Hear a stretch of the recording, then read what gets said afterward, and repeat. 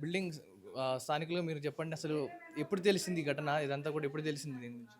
నిన్న సాయంత్రం వాళ్ళ అక్క ఇక్కడికి రావడం జరిగిందండి. ఫోన్ లిఫ్ట్ చేయట్లేదని. ఏంటో డౌటొచ్చి బహుశా వాళ్ళకి ముందుగానే తెలిసేమో ఇలా వీళ్ళు ఒంటరిగా ఉండడము, ఇలా చేయడం వాళ్ళకి డౌట్ ఏదో ఉన్నట్టుంది. ఆవిడ ఫోన్ ఎత్తకపోయేసరికి వాళ్ళ సిస్టర్ ఇక్కడికొచ్చారనమాట. వచ్చి డోర్ నాక్ చేస్తే డోర్ ఏం తెరవకపోయేసరికి కొంచెం స్మెల్ గూడా అలా వచ్చేసరికి వాళ్ళ చుట్టాలకి వాళ్ళకి చెప్పడం జరిగిందనమాట. మన బిల్డింగ్‌లోనే ఇంకొక టెనెంట్ 100కి డయల్ చేసి చెప్పారనమాట. సార్ ఇక్కడ ఇలా కొంచెం అనుమానాస్పదంగా ఉంది. మీరు రండి అంటే ఆ తర్వాత పోలీసులొచ్చి విండో బ్రేక్ చేసి చూసారనమాట. చూసాక బాడీస్ కనిపించాయి. ఫస్ట్ 2 బాడీలే కనిపించాయి.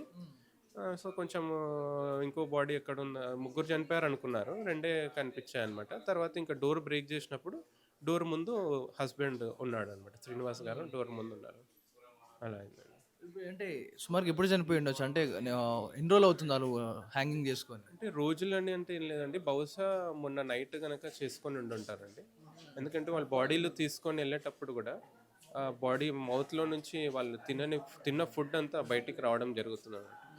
ఫుడ్ నైట్ తిన్నాకే గనక ఏమన్నా ఇలాంటి అటెంప్ట్ చేసుంటారని అనుకుంటున్నాను. అంటే ఇప్పుడు స్థానికంగా మీరు చెప్తా ఉన్నారు. వారి పెద్ద కూతురు చనిపోయిన తర్వాతనే ఇక్కడికి షిఫ్ట్ అయ్యారు. హ్మ్. అండ్ వారి కూతురు దగ్గరికెళ్ళిపోతున్నాం, దేవుడు పిలుస్తున్నట్టు కూడా చెప్తున్నారంటూ కూడా చెప్తా ఉన్నారు స్థానికంగా. ఏంటి అసలు మీ గురించి డిస్కస్ చేసారా ఈ విషయం గురించి ఎప్పుడైనా? మాతో ఎవరితో అసలు మాట్లాడకపోయేవాళ్ళండి. 1 మంతే అవుతుంది గాబట్టి కొంచెం అడ్జస్ట్ అవ్వడానికి టైం పడుతుంది గదా!